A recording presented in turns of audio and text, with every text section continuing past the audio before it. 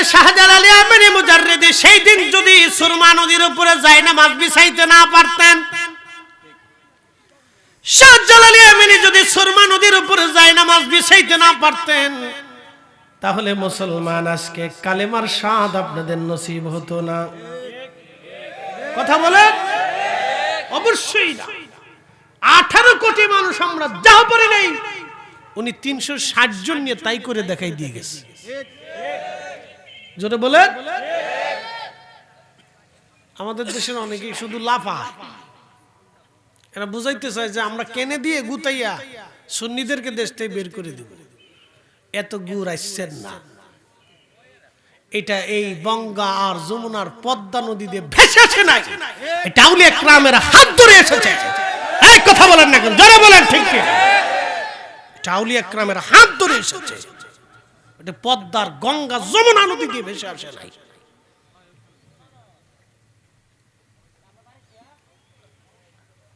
প্রিয় উপস্থিতি, মনোযোগ দিবেন। সেনাপতি আমর ইবনুল আস বললেন, হে মিশরবাসী, তাহলে অপেক্ষা করো, আমার একজন আমির আছে, আমিরুল মুমিনিন খলিফাতুল মুসলিমিন হযরত ওমর আছে, আমি তার কাছে চিঠি পাঠাবো, তিনি কি উত্তর দেন, সমাধান দেন, সেই সমাধান মোতাবেক তোমাদেরকে সিদ্ধান্ত দেব। মিশরীয়রা বলল, আপনি চিঠি পাঠান আর যাই করেন, পানি এনে দিতে হবে। যদি জুয়ার আনতে পারেন তাহলে কুমারী হত্যা করব না, আর যদি জুয়ার আনতে তোমরা মুসলমানরা না পারো তাহলে অবশ্যই আমরা কুমারী নারী হত্যা করব। চ্যালেঞ্জে পড়ে গেল মুসলমান। বলেন তো, এই চ্যালেঞ্জ দিয়ে ডক্টর ইউনূস সাহেবকে দিয়ে পাঠাই দিলে কাজ হবে? আসতে বলেন কেন? ডরাইতেছেন নি আপনারা না ভয় পান? এই চ্যালেঞ্জ কোন যদি কোথাও মুসলমানদের আজকে আসে, ডক্টর ইউনূসে দিলে কাজ হবে? সৌদি আরবের বাদশারে পাঠাইলে কাজ হবে? এই আসতে কোন কে জোরে বলেন। প্রেসিডেন্ট এরদোয়ানরে পাঠাইলে কাজ হবে? পৃথিবীর কোন প্রেসিডেন্টকে পাঠাইলে কাজ হবে না, কারণ এরা অনেকে মুতেই পানি লয় না।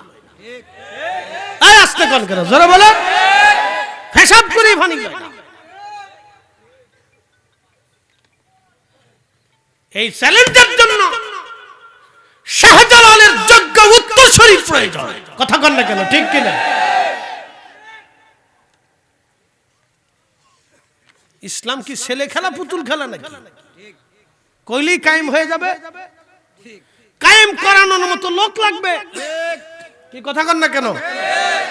যারা প্রতিষ্ঠিত করবে তাদের জন্য ওই যোগ্যতার প্রয়োজন।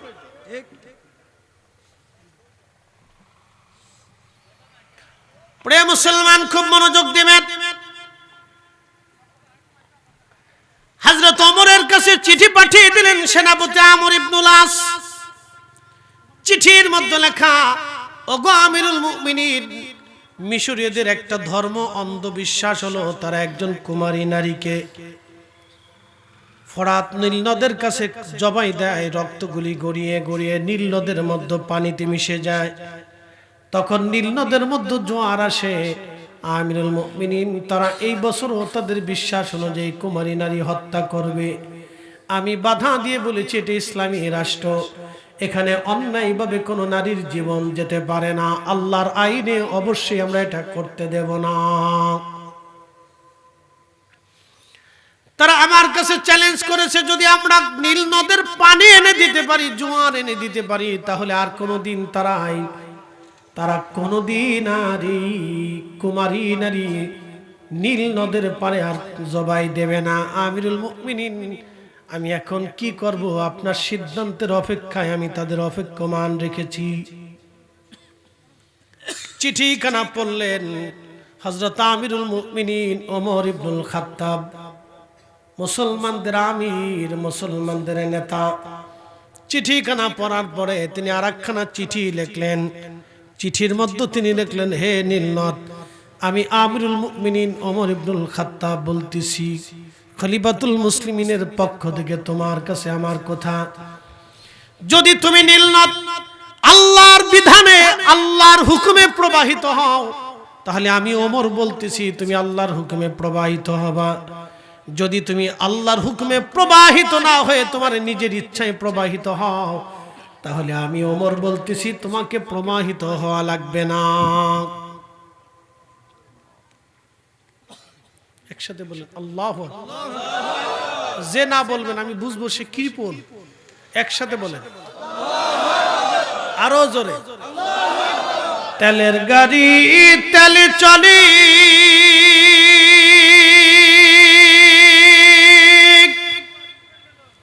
হাওয়ার গাড়ি হাওয়ায় উড়ে, বিনা তেলে চালাই গাড়ি নবী সুলাইমান। আমরা সেই মুসলমান।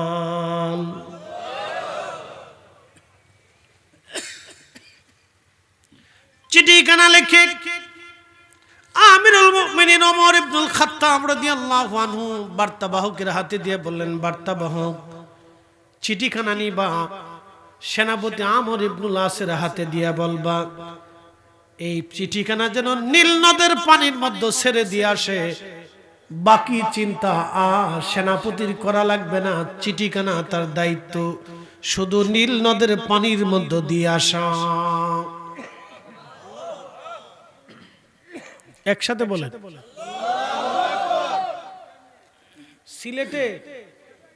সিলেটে বন্যা আসছিল, যদি কইতেন যে ফরিদি হুজুর একটা চিঠি লিখে দেন, ওই সময় যিনি রাষ্ট্রপ্রধানে ছিলেন বা সরকার প্রধানে ছিলেন তাকে যদি বলতেন আপনি একটা চিঠি লিখে পাঠান। এখন যদি বন্যা আসে, এখন যিনি রাষ্ট্রপ্রধান আছেন ওনাকে যদি বলেন আপনি একটা চিঠি দেন, এরপরে যিনি আসবেন তাকেও যদি বলেন আপনি একটা চিঠি দেন, কাজ হবে না, কারণ ভিতরে মাল নাই। ভিতরে কি নাই? শব্দ শুনতে খারাপ শোনা যাবে কিন্তু ভিতরে কিছু নাই। বাবা মুসলমান খুব মনোযোগ দিবেন। চিঠিখানা লিখলেন ওমর ইবনুল খাত্তাব আমিরুল মুমিনিন হযরত ওমর। তিনি কে? ইনসাফের তাড়নায় নিজের সন্তানকে পিটিয়ে মেরেছেন, তারপরও ইনসাফের কাছে তিনি মাথা নত করেন নাই। অর্থাৎ আপনার ছেলে যদি অন্যায় করে, এদেশের অধিকাংশ মুসলমান ছেলের পক্ষ নেয়। ছেলে অন্যায় করার পরেও ছেলের পক্ষ নেয়, কিন্তু ন্যায়ের পক্ষ নেয় না। কি কথা কন না কেন? এই জন্য বিচার সালিশে ইনসাফ হয় না। ছেলের পক্ষ নেয় কিন্তু ন্যায়ের পক্ষ নেয় না।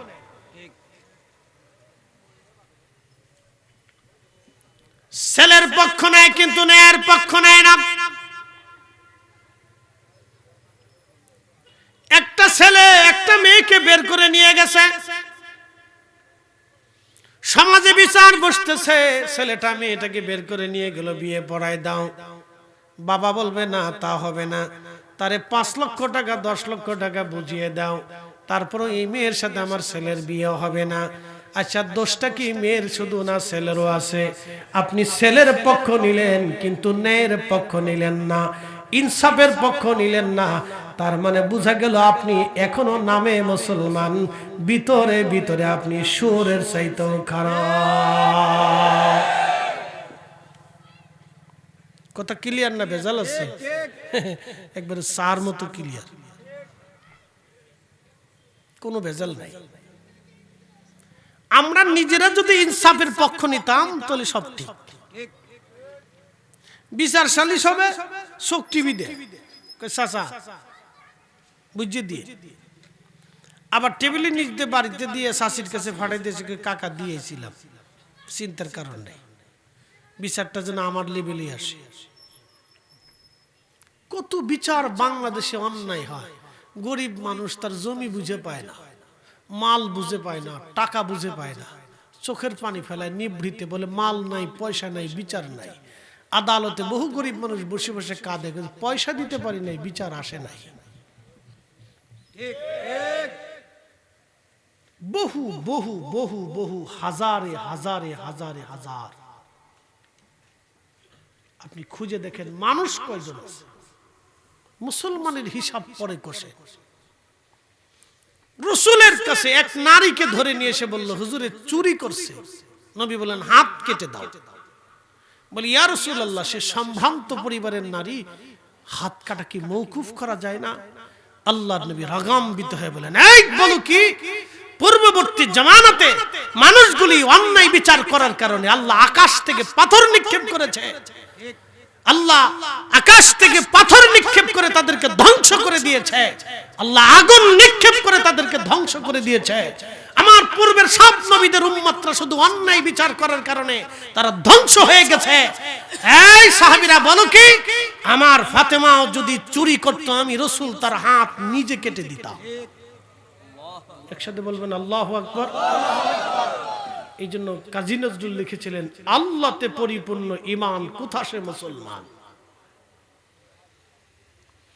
আল্লাহতে পরিপূর্ণ ঈমান কোথা সে মুসলমান।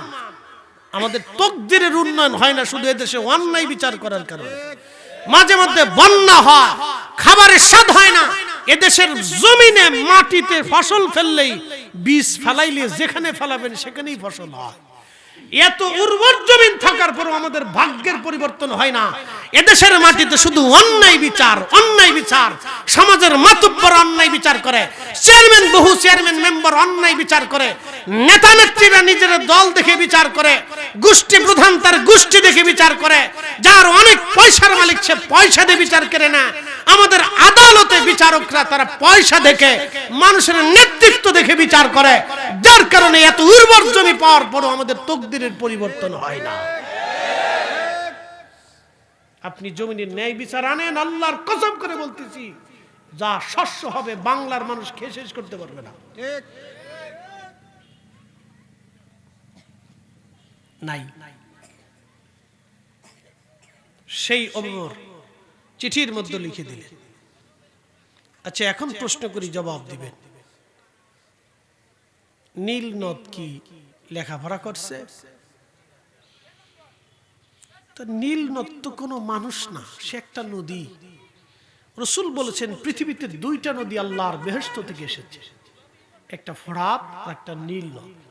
এই জন্য হাজার হাজার মাইল থেকে আসার পরেও এই দুই নদী কখনো শুকায় না।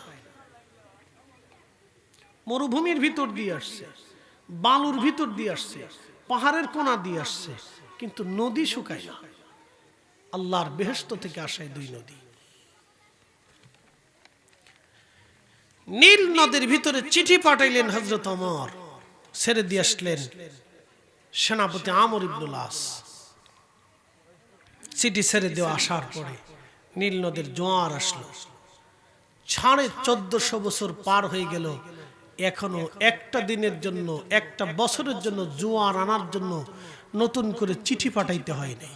মানব জাতি এমন একটা জাতি যারা 40 বছর খাওয়ানোর পরেও সে বাবার সাথে মার সাথে নাফরমানি করে। আসতে বলেন কেন, জোরে বলেন। এটা এমন একটা জাতি, যখনই মানুষ তার পিতামাতার সাথে নাফরমানি করে তখনই সে 4 পায়ে পশুর চাইতে নিকৃষ্ট হয়ে যায়। কথা বুঝাইতে পারছি আপনাকে? মুসলমানের হিসাব পরে আসে, আগে মানুষের হিসাবে আসে। মুসলিম আরো উন্নত, আল্লাহতে পরিপূর্ণ ঈমান কোথা সে মুসলমান। কাজী নজরুল লিখেছে, কোরআন বলেছে আসলামতু লিরাব্বিল আলামিন। নিজের জীবনের সবকিছুকে যে আল্লাহর কুদরতি কদমে আত্মসমর্পণ করে সে হলো প্রকৃত মুসলমান।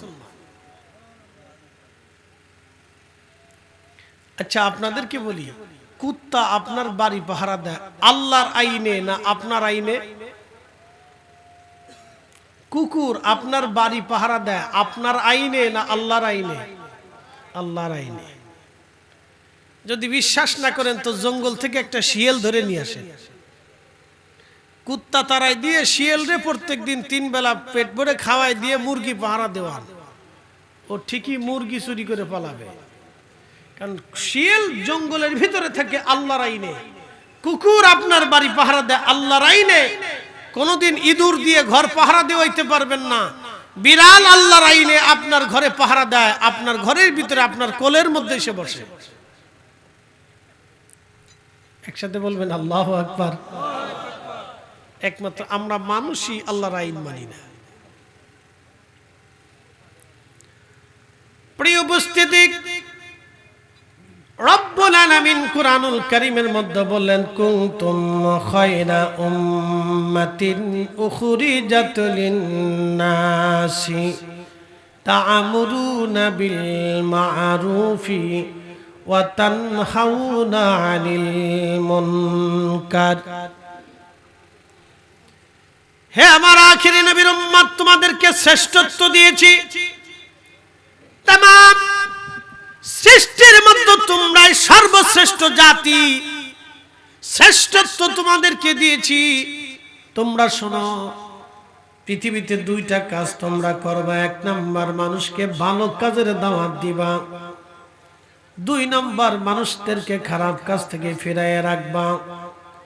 এক নাম্বার, মানুষদেরকে ভালোর দিকে দাওয়াত দিবা, আল্লাহর পথে দাওয়াত দিবা। দুই নাম্বার, খারাপ কাজ থেকে ফিরাইয়া রাখবা।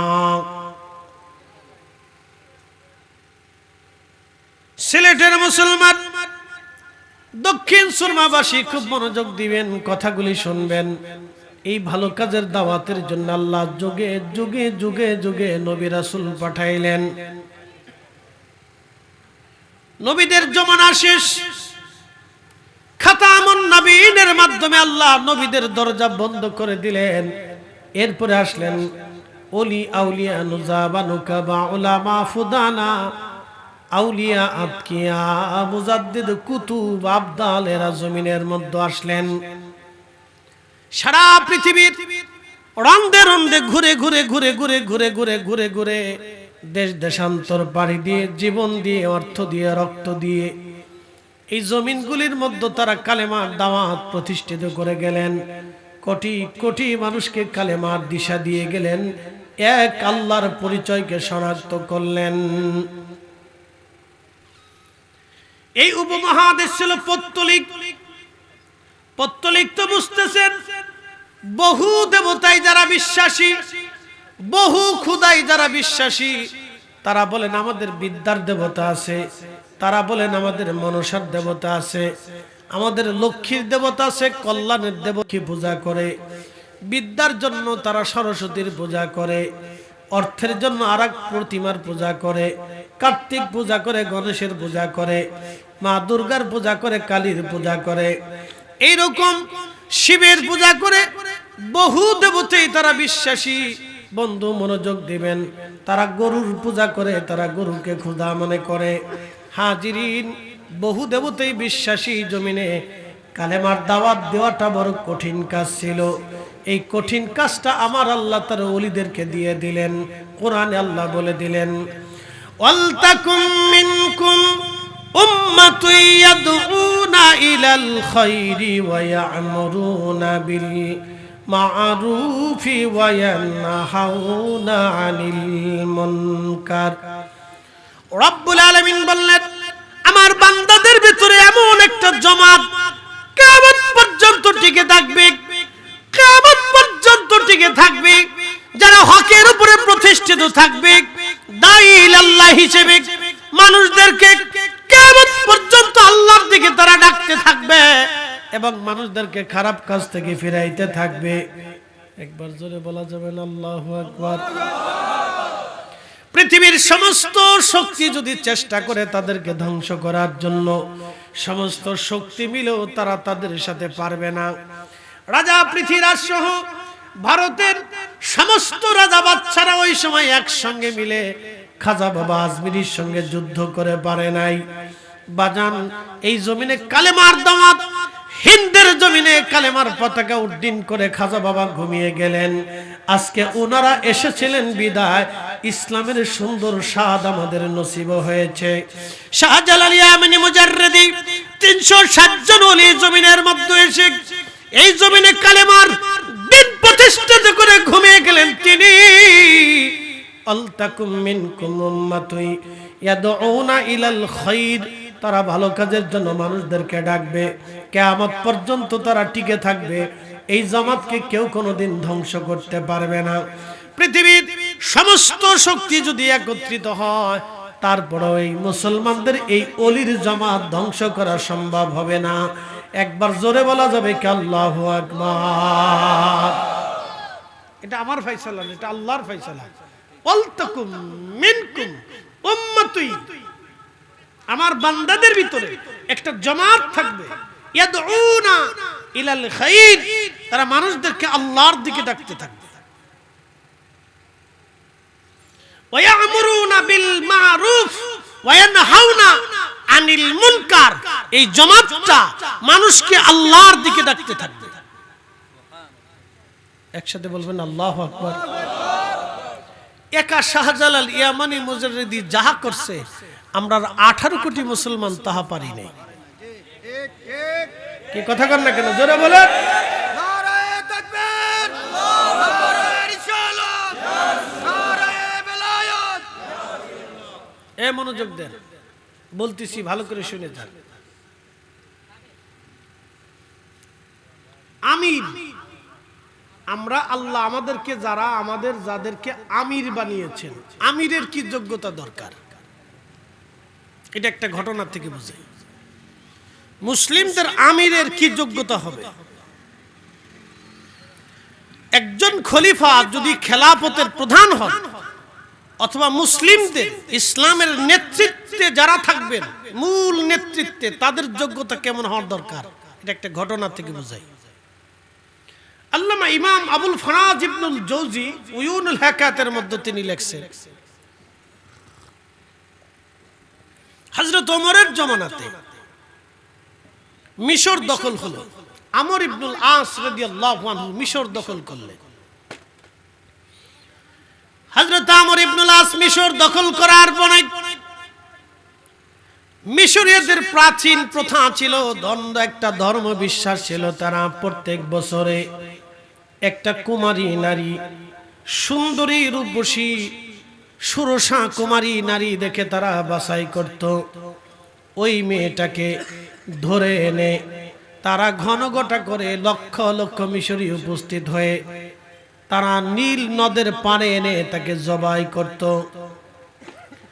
ওই জবাই করার পরে রক্তগুলি গড়িয়ে গড়িয়ে নীল নদের মধ্যে যখন মিশ্রিত হতো, তাদের বিশ্বাসে তখন নীল নদ থেকে জোয়ার আসতো। নীল নদের জোয়ার আসার কারণে তাদের ফসল হতো, প্রচুর পরিমাণে ফসল হতো তাদের। এই ফসলের জন্য তারা একজন কুমারী নারীকে হত্যা করত। শোনেন, একটা ধর্ম বিশ্বাসে শত শত শত শত বছরে শত শত হাজার হাজার কুমারী নারীর জীবন চলে গেল। একটা অন্ধবিশ্বাসের জন্য শত শত শত শত হাজার হাজার কুমারী নারীর জীবন চলে গেল। মানুষ হাসতে হাসতে তাদেরকে জবাই করল। একটা অন্ধ ধর্ম বিশ্বাস। ভারতীয় উপমহাদেশে সনাতন ধর্মের এক অন্ধ ধর্ম বিশ্বাস ছিল। বলে সেটা কেমন? তারা তাদের স্বামী মারা গেলে স্বামীকে যখন চিতার আগুনে জ্বালাইতো, তখন তার স্ত্রীকেও চিতার আগুনে স্বামীর সাথে পুরাইতো। বলে কারণ কি? স্বামী স্বর্গে চলে যাবে, ওই স্বামীর সাথে স্ত্রীকে একসাথে স্বর্গে পাঠাইতো।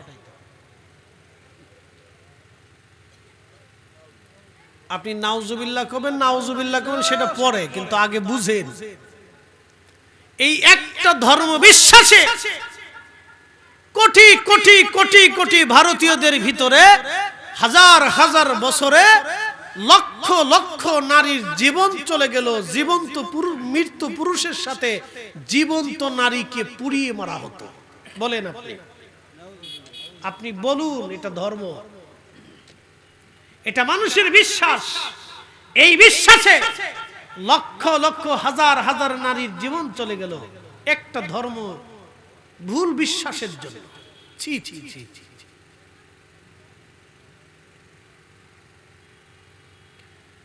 সেনাপতি আমর ইবনুল আস ওই বছরে ঘনঘটা করে কুমারী একটা নারীকে ধরে নিয়ে সাজিয়ে গুজিয়ে আনন্দ উল্লাস করে ঢোলডগর পিঠায় গান গাইতে গাইতে মিশরীয়রা গেল।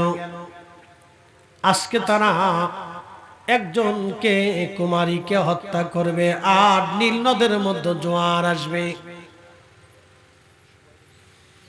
ওই জোয়ারের আশায় লক্ষ লক্ষ হাজার হাজার মিশরীয়রা নীল নদের পারে গেল, আনন্দ চলতেছে। এবার আপনি বলেন তো, যেই মেয়েটাকে জীবন্ত হত্যা করা হবে, যেই কুমারী মেয়েটাকে হত্যা করা হবে, তার কেমন লেগেছিল? তার বাবা মারও কেমন লেগেছিল? ইসলাম সত্য, দ্বীন সত্য, আল্লাহ সত্য, রসুল সত্য, আউলিয়া ইকরাম সত্য, কারামত সত্য, আপনি বুঝে যাবেন। কিন্তু দুঃখের বিষয়, আমরা আহলে সুন্নাত ওয়াল জামাতকে আজকে বানানো হয়েছে বেদাতি, অথচ আমরাই হকের উপরে। আহলে সুন্নাত ওয়াল জামাতের আকীদার মুসলমান দিয়ে ফিলিস্তিন বিজয় হয়েছে, আগামীতেও এই আকীদার মুসলমান দিয়ে ফিলিস্তিন বিজয় হবে। কথা বলেন ঠিক না বেটে?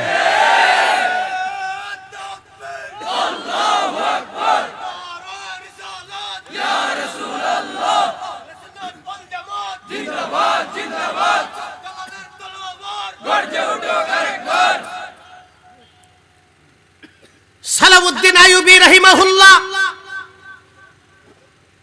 নুরউদ্দিন জঙ্গি রাহিমাহুল্লাহ, যারা বছরের পর বছর, শত বছর ধরে ক্রুসেডের বিরুদ্ধে, কাফেরদের বিরুদ্ধে সারা জীবন জিহাদ করেছিলেন, তারা আকীদা আহলে সুন্নাত ওয়াল জামাতের পরিপূর্ণ অনুসারী ছিলেন, আশিক রাসূল ছিলেন। আমরা হয়ে গেছি আজকে বেদাতি, আমরা হয়ে গেছি মাজার পূজারী। আচ্ছা বলেন, আমরা কি মাজারের ভক্ত না অলির ভক্ত? একসাথে বলেন তো, জোরে বলেন। শাহজালাল কি দেশে আরো নাই? বহু শাহজালাল বহু গোরস্থানে পড়ে রয়েছে। আমরা তো ওই শাহজালালের কবরে কোনোদিন গেলাম না। আমরা যদি কবর পূজারী হইতাম, তাহলে ওই শাহজালালের কবরে সুন্দর করে ফুল টুল দিয়ে সাজায় দুটো সেজদা দিতাম। আমরা তো ওই শাহজালালের ভক্ত না, আমরা ওলি শাহজালালের ভক্ত হওয়ার কারণে আমরা ওনার মাজারের পাশে ওনার জিয়ারত করি। কথা বলেন ঠিক না বেঠে? আচ্ছা ঠিক আছে, ঠিক আছে, বইব বইব। মানে হয়েছে কি, আমি আগাইতে কইনি একটা কারণ, মানুষ যে জায়গায় বসে ওই জায়গার প্রতি মহব্বত লেগে যায়। এটা মানুষের চিরাচরিত অভ্যাস। দেখবেন লন্ডনও যদি সুন্দর বাড়ি হয়, তারপরও সে চিন্তা করে আমি দেশে হলে একবার যাই, এটা আমার জন্মভিটা। কথা ঠিক আছে না? যেখানে সে জন্ম নেয় জায়গার উপরে সে মহব্বত রাখে, যে যেখানে বসে শীতের কালে লাড়াচাড়া করলে যেখানে বইছে এই জায়গা গরম হয়ে গেছে গা, আর সরে গেলে ঠান্ডা লাগবে এই ডরে কে অনেকে শর্ত না। এই জন্য যে যেমনি জায়গা পায় এমনি বসে পড়ুক, আর কিছু করার নাই, চলুক এমনি। একসাথে বলেন তো আল্লাহু আকবার। আমরা কি কবর ভক্ত না অলি ভক্ত? আমরা কি মাজার ভক্ত না অলি ভক্ত? আমরা অলি ভক্ত। প্রিয় উপস্থিতি, মনোযোগ দিবেন। দক্ষিণ সুরমাবাসী ভুল একটা মিথ্যা বিশ্বাসের জন্য মানুষেরা ধরে নিয়ে গেল একটা কুমারী নারী আজ হত্যা করা হবে। সেনাপতি আমর ইবনুল আস তলোয়ার হাতে নিয়ে সৈন্যবাহিনী নিয়ে নীল নদের পারে চলে গেলেন। নীল নদের পারে যে তলোয়ার বের করে বলেন, হে মিশরবাসী, ভ্রান্ত বিশ্বাসের জন্য যদি আজকে একটা কুমারী নারীকে তোমরা হত্যা করো, তাহলে আমর ইবনুল আসের তলোয়ার দিয়ে তোমাদের গর্দান আমরা কেটে ফেলে দেব। এই জমিন মুসলমানরা দখল করেছে, আল্লাহর আইন চলবে। একসাথে বলবেন আল্লাহু আকবার। জমিন আল্লাহর আইন চলবে। মিথ্যা বিশ্বাস এই জমিনে, ভুল বিশ্বাসের জন্য তোমরা কুমারী একজন নারীকে হত্যা করতে পারো না। মিশরবাসী ডাক দিয়ে বলল, সেনাপতি আমর ইবনুল আস, বুঝতে পারলাম, কিন্তু এই কুমারী নারীটাকে হত্যা করার পরে নীল নদের জোয়ার আসবে। যদি তোমরা মুসলমানরা সত্যবাদী হয়ে থাকো, তাহলে তোমরা নীল নদের জোয়ার এনে দাও। আমরা মিশরীরা কোনোদিনও আর নীল নদের পারে কুমারী নারী হত্যা করব না। তোমরা মুসলমানরা যদি পারো, নীল নদের মধ্যে তোমরা জোয়ার এনে দাও। চ্যালেঞ্জ কি হলো? চ্যালেঞ্জ। এই শোনেন, এরকম জটিল জটিল চ্যালেঞ্জে মুসলিমরা পড়েছে। যদি খাজা বাবা আজমেরি সেই দিন আনার সাগরের পানি একটা লুটার ভিতরে নামতে পারতেন, আজমের শরীফে বসে যদি এখান থেকে ধুলি পানিপথে নিক্ষেপ করতে না পারতেন, তাহলে কালেমার এই স্বাদ আপনার নসিব হতো না। কারণ কি গেল না এলো আইসি চাইলে বালা না আইলে জ্বালা।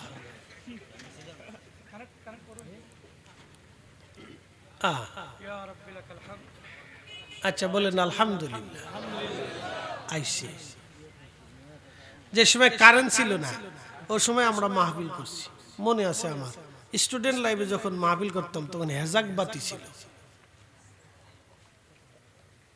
বলবেন হুজুর আপনি কোন জমানার লোক, বুঝতেছেন আমি কত আগে থেকে ওয়াজ করি।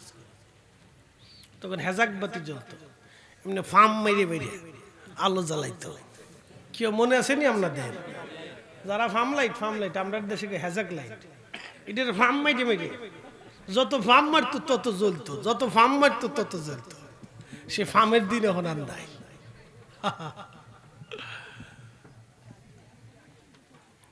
খুব মনোযোগ দেবেন, শুনিয়া যান। হযরত শাহজালাল আমিনী মুজাররিদি সেই দিন যদি সুরমা নদীর উপরে যায় না মাছ বিছাইতে না পারতেন, শাহজালাল আমিনী যদি সুরমা নদীর উপরে যায় না মাছ বিছাইতে না পারতেন, তাহলে মুসলমান আজকে কালেমার স্বাদ আপনাদের নসিব হতো না। কথা বলেন অবশ্যই না। 18 কোটি মানুষ আমরা যা পারি নাই, উনি 360 জন নিয়ে তাই করে দেখাই দিয়ে গেছে। জোরে বলেন। আমাদের দেশের অনেকেই শুধু লাফায়, এরা বুঝাইতে চায় যে আমরা কেনে দিয়ে গুতাইয়া সুন্নিদেরকে দেশ থেকে বের করে দেব। এত গুড় আসছেন না, এটা এই গঙ্গা আর যমুনার পদ্মা নদী দিয়ে ভেসে আসে নাই, এটা আউলিয়া কেরামের হাত ধরে এসেছে। এই কথা বলেন না কেন, জোরে বলেন ঠিক কি? এটা আউলিয়া কেরামের হাত ধরে এসেছে, এটা পদ্মার গঙ্গা যমুনা নদী দিয়ে ভেসে আসে নাই।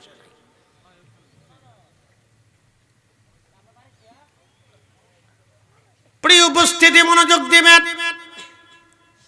সেনাপতি আমর ইবনে আস বললেন, হে মিশরবাসী তাহলে অপেক্ষা করো, আমার একজন আমির আছে, আমিরুল মুমিনিন খলিফাতুল মুসলিমিন হযরত ওমর আছে, আমি তার কাছে চিঠি পাঠাবো, তিনি কি উত্তর দেন, সমাধান দেন, সেই সমাধান মোতাবেক তোমাদেরকে সিদ্ধান্ত দেব।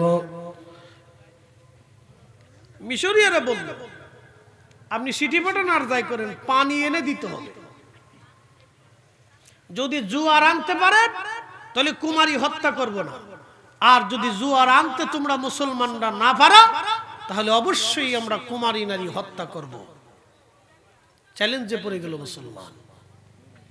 বলেন তো এই চ্যালেঞ্জ দিয়ে ডক্টর ইউনূস সাহেবকে দিয়ে পাঠাই দিলে কাজ হবে না? আসতে বলেন কেন, ডরাইতেছেন নি আপনারা না ভয় পান? এই চ্যালেঞ্জ কোন যদি কোথাও মুসলমানদের আজকে আসে, ডক্টর ইউনূসকে দিলে কাজ হবে? সৌদি আরবের বাদশারে পাঠাইলে কাজ হবে? এই আসতে কোন কে জোরে বলেন। প্রেসিডেন্ট এরদোয়ানকে পাঠাইলে কাজ হবে? পৃথিবীর কোন প্রেসিডেন্টকে পাঠাইলে কাজ হবে না, কারণ এরার অনেকে মুতেই ফানি লয় না। এই আসতে কোন কে জোরে বলেন, হিসাব করে ফানি লয় না। এই চ্যালেঞ্জের জন্য শাহজালালের যোগ্য উত্তরসূরি প্রয়োজন। কথা কন না কেন, ঠিক কিনা? ইসলাম কি ছেলে খেলা পুতুল খেলা নাকি? কইলেই কায়েম হয়ে যাবে? কায়েম করানোর মতো লোক লাগবে। কি কথা কন না কেন? যারা প্রতিষ্ঠিত করবে তাদের জন্য ওই যোগ্যতার প্রয়োজন।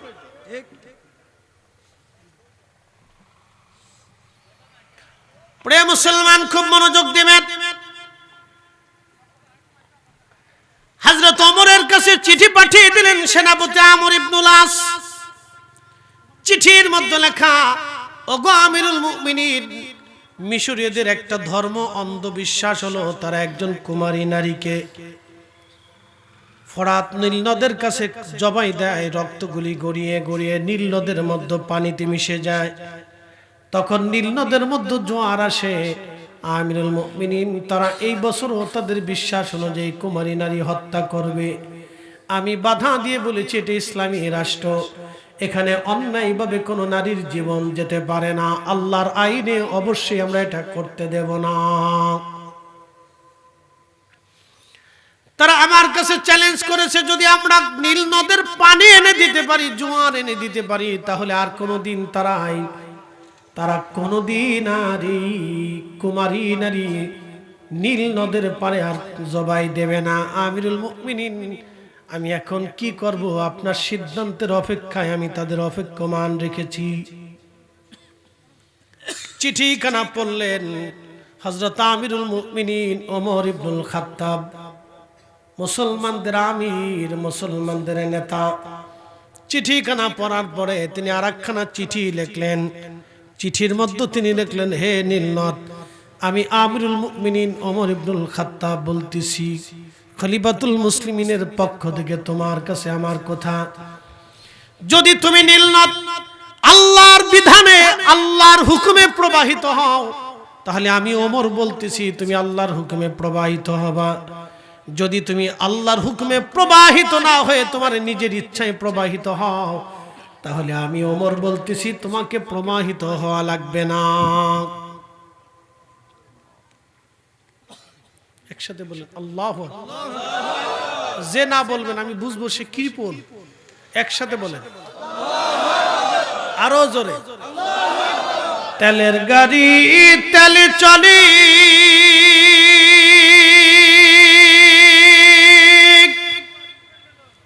হাওয়ার গাড়ি হাওয়ায় উড়ে,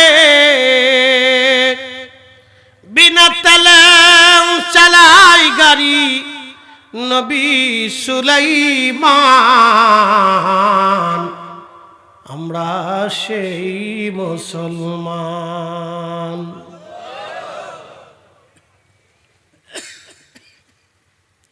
চিঠিখানা লিখে আমিরুল মুমিনিন ওমর ইবনুল খাত্তাব রাদিয়াল্লাহু আনহু বার্তাবাহকের হাতে দিয়ে বললেন, বার্তাবাহক চিঠিখানা নিবা, সেনাপতি আমর ইবনুল আসের হাতে দিয়ে বলবা এই চিঠিখানা যেন নীল নদের পানির মধ্যে ছেড়ে দিয়ে আসে। বাকি চিন্তা আর সেনাপতির করা লাগবে না, চিঠিখানা তার দায়িত্ব শুধু নীল নদের পানির মধ্যে দিয়ে আসা। একসাথে বলেন।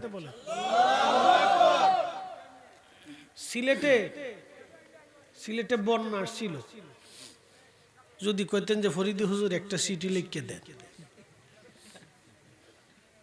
ওই সময় যিনি রাষ্ট্রপ্রধানে ছিলেন বা সরকার প্রধানে ছিলেন, তাকে যদি বলতেন আপনি একটা চিঠি লিখে পাঠান। এখন যদি বন্যা আসে, এখন যিনি রাষ্ট্রপ্রধান আছেন ওনাকে যদি বলেন আপনি একটা চিঠি দেন, এরপরে যিনি আসবেন তাকেও যদি বলেন আপনি একটা চিঠি দেন, কাজ হবে না, কারণ ভিতরে মাল নাই। ভিতরে কি নাই? শব্দ শুনতে খারাপ শোনা যাবে, কিন্তু ভিতরে কিছু নাই। বাবা মুসলমান খুব মনোযোগ দিবেন। চিঠিখানা লিখলেন ওমর ইবনুল খাত্তাব, আমিরুল মুমিনিন হযরত ওমর। তিনি কে? ইনসাফের তাড়নায় নিজের সন্তানকে পিটিয়ে মেরেছেন, তারপরও ইনসাফের কাছে তিনি মাথা নত করেন নাই। অর্থাৎ আপনার ছেলে যদি অন্যায় করে, এদেশের অধিকাংশ মুসলমান ছেলের পক্ষ নেয়। ছেলে অন্যায় করার পরেও ছেলের পক্ষ নেয়, কিন্তু ন্যায়ের পক্ষ নেয় না। কি কথা বলেন না কেন? এই জন্য বিচার সালিশে ইনসাফ হয় না। ছেলের পক্ষ নেয় কিন্তু ন্যায়ের পক্ষ নেয় না।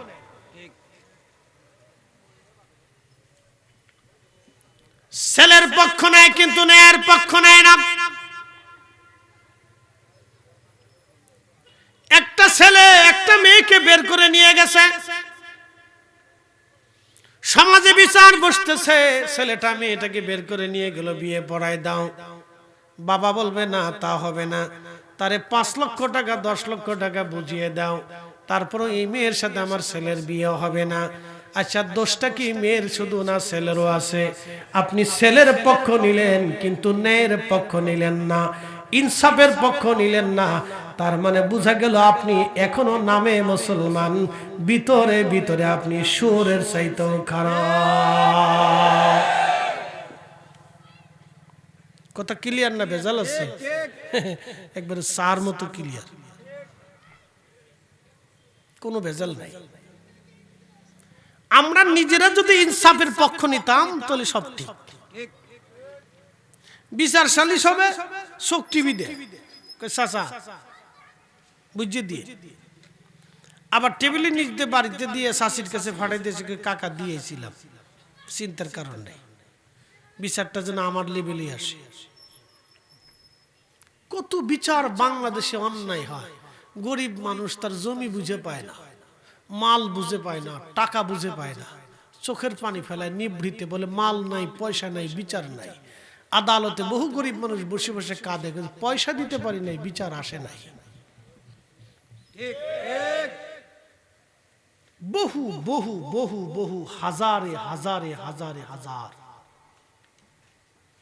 আপনি খুঁজে দেখেন মানুষ কয়জন আছে? মুসলমানের হিসাব পরে কষে। রাসূলের কাছে এক নারীকে ধরে নিয়ে এসে বলল, হুজুরে চুরি করছে। নবী বলেন, হাত কেটে দাও। বলি, ইয়া রাসূলুল্লাহ, সে সম্ভ্রান্ত পরিবারের নারী, হাত কাটা কি মওকুফ করা যায় না? আল্লাহর নবী রাগান্বিত হয়ে বলেন, এই বলো কি? পূর্ববর্তী জামানাতে মানুষগুলি অন্যায় বিচার করার কারণে আল্লাহ আকাশ থেকে পাথর নিক্ষেপ করেছে। আল্লাহ আকাশ থেকে পাথর নিক্ষেপ করে তাদেরকে ধ্বংস করে দিয়েছে। আল্লাহ আগুন নিক্ষেপ করে তাদেরকে ধ্বংস করে দিয়েছে।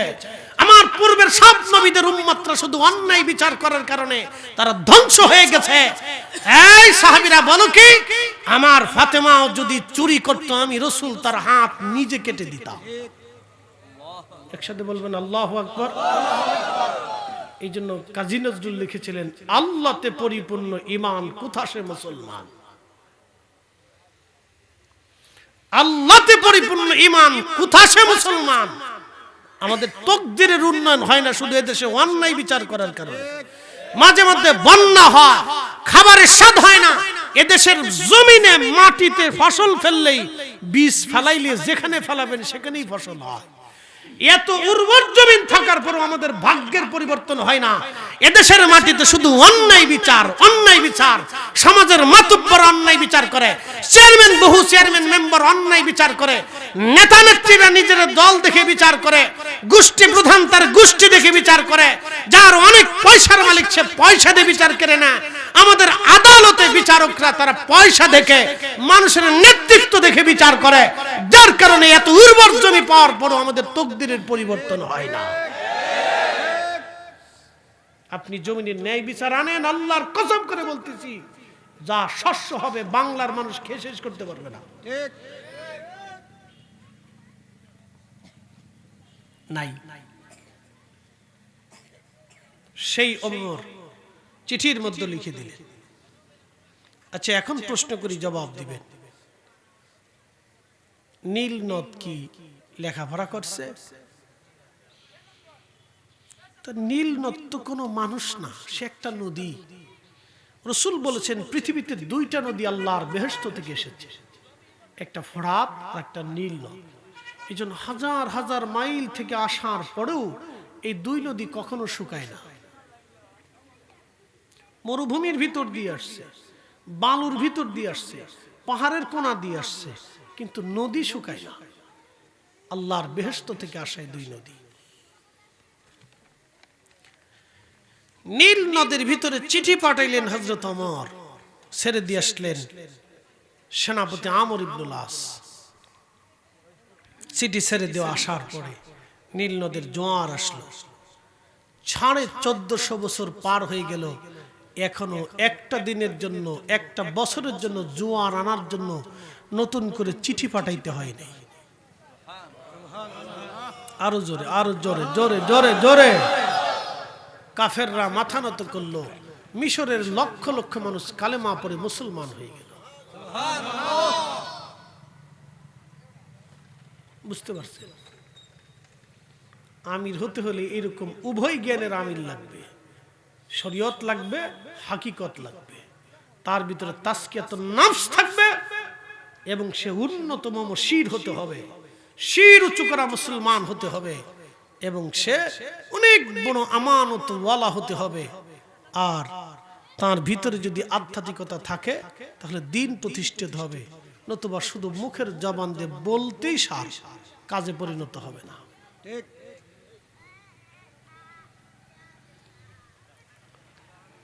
প্রিয় উপস্থিতি, মনোযোগ দিবেন।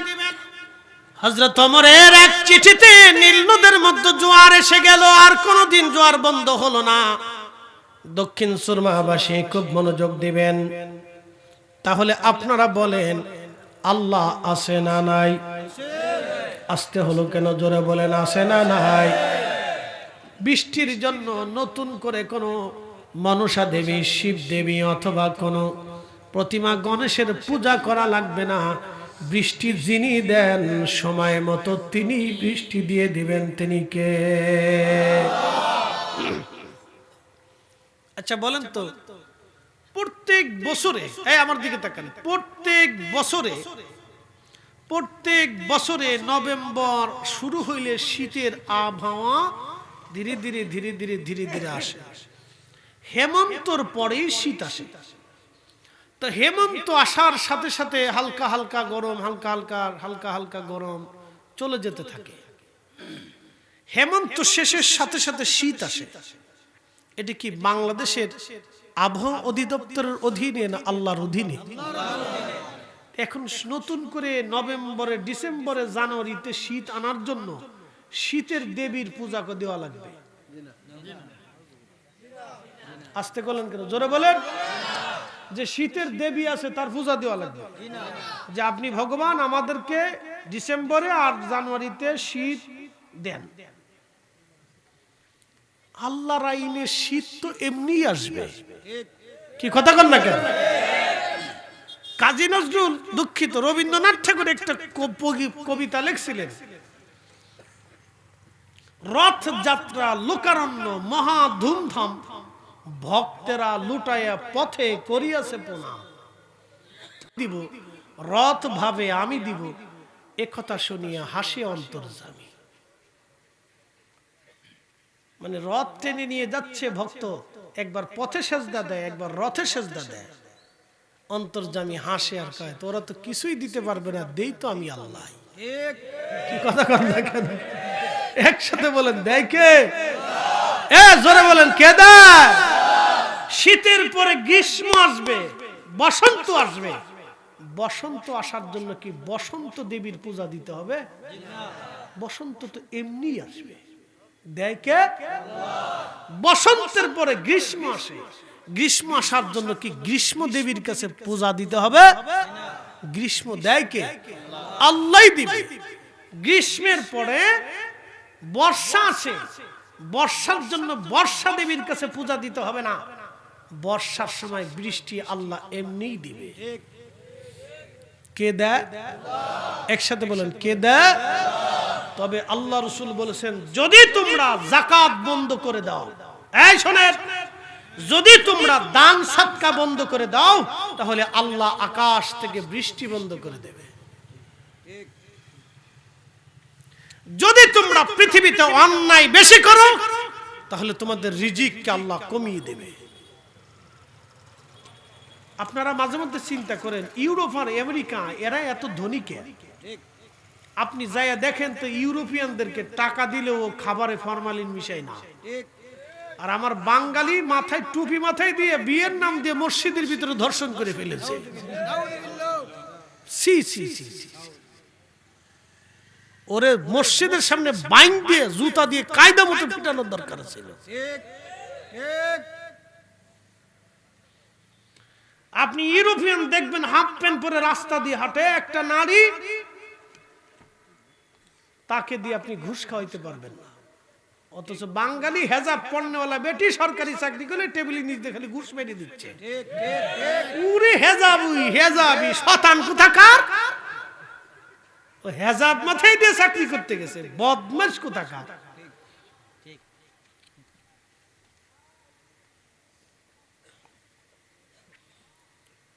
আল্লাহর নবী বলেন উম্মত আকাশ থেকে বৃষ্টি বন্ধ হবে যদি তোমরা দান সদকা বন্ধ করে দাও।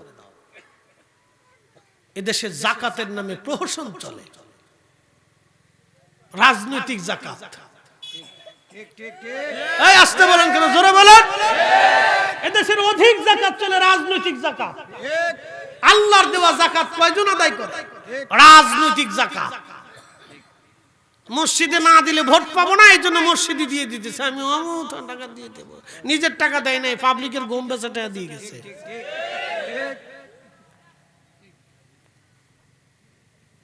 রাজনৈতিক যাকাত ঠিক মতো নাই, এই জন্য আপনি পাবেন না, তাকদীরের পরিবর্তন হবে না। আমি যাহা বললাম এটা সাচ্চা সাচ্চা আল্লাহ রাসূলের কথা বলে দিয়ে গেলাম। নবী বলছেন কিয়ামতের আগে ওয়াদাউল আমানা, আমানত নষ্ট হয়ে যাবে। আজকে আমানত রহমতুল্লাহ আলাইহি কবরে চলে গেছে। যদি বিশ্বাস না করেন তাহলে দোকানে বাকি দিয়ে দেখবেন আর টাকা হাওলাত দিয়ে দেখবেন আমানত কেমনে থাকে। যদি আরো তো বিশ্বাস না করেন তা আপনার নিজের সন্তান কন্যা সন্তানটাকে রাত 8টার সময় ছেড়ে দিবেন, সিলেট শহরে একা একা ঘুরতে, সিলেট থেকে দক্ষিণ সুরমা আসবে, রাত 10টার সময় একা ছেড়ে দিবেন, তাহলে বুঝবেন আমানত কেমনে মরে গেছে। আমরা মানুষ, কুত্তা না, শুয়োর না, আমরা মানুষ।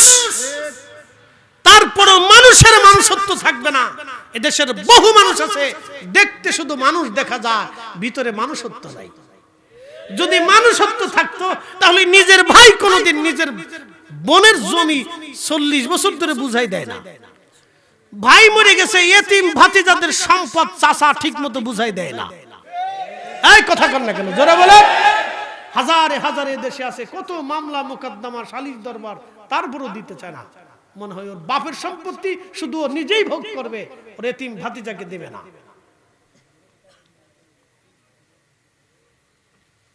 হে আবার টুপি মাথায় দিয়ে প্রথম কাতারে মসজিদে নামাজে যে কাতারে দাঁড়ায়, শয়তান হাসে আর কয় বাপরে বাপ কত বড় সিটার, তো আমার চেয়ে বড় সিটার।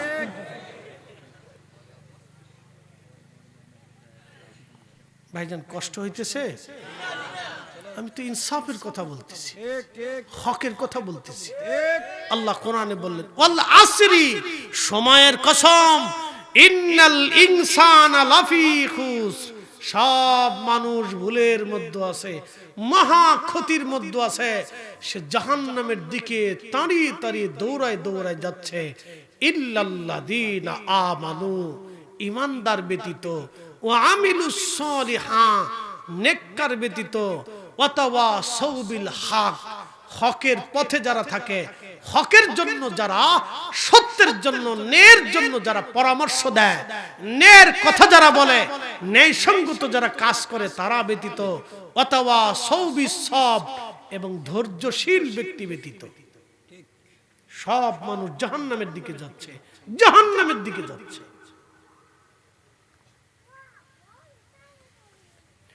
প্রিয় দক্ষিণ সুরমাবাসী,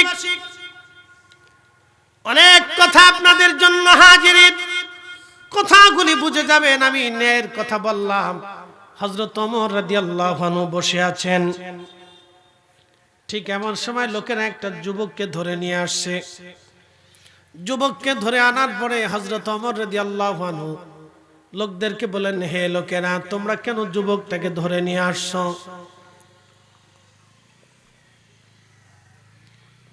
আরে স্যার কত ভুলে গেছি গে, ওয়াজের ধাক্কায় মনে থাকে না। এটা আবার কেটাই আনছে, মারছে রে। কারো ফার ভিতর ঢুকলে জিন্দিগি শেষ হয়ে যাবে। খেলাল খেলাল আশিক সাহেবের ফার ভিতরে একটা ঢুককে, এটা বহুদিন বুগা লাগছে, তার জ্বালা আছে। একসাথে বলেন আল্লাহু আকবার। একটা যুবককে ধরে নিয়ে আসছে। হযরত ওমর বললেন, কি জন্য আসছো? আমিরুল মুমিনিন, সে আমাদের পিতাকে হত্যা করছে। আমাদের দেশের দেখেন বিচার আচার, কোর্টে মামলা করলে একটা জমি নিয়ে 30 বছর মামলা হয়। এ ভাই কত বছর মামলা চলে? এ না একসাথে বলেন তো, কত বছর চলে? 30 বছর, 20 বছর, 25 বছর একটা মামলা ঘুরে এই কোর্ট থেকে এই কোর্টে, হেনতে হেনে হেনতে হেনে বেটা দৌড়াইবো, মামলায় চালাবো না ব্যবসা বাণিজ্য করবো না চাকরি করবো না মামলা দেখবো। উকিলে কয় মালটুস, বিচারকে কয় মালটুস, ওই কি মুক্তারে কয় মালটুস, যে লেখবে হাতে কয় মালটুস। বুঝেন না এই কথা আপনারা? আচ্ছা আপনি বলেন তো, কাগজ ঠিক, জমি ঠিক, সব ঠিক, তো মামলা 30 বছর চলে কেন?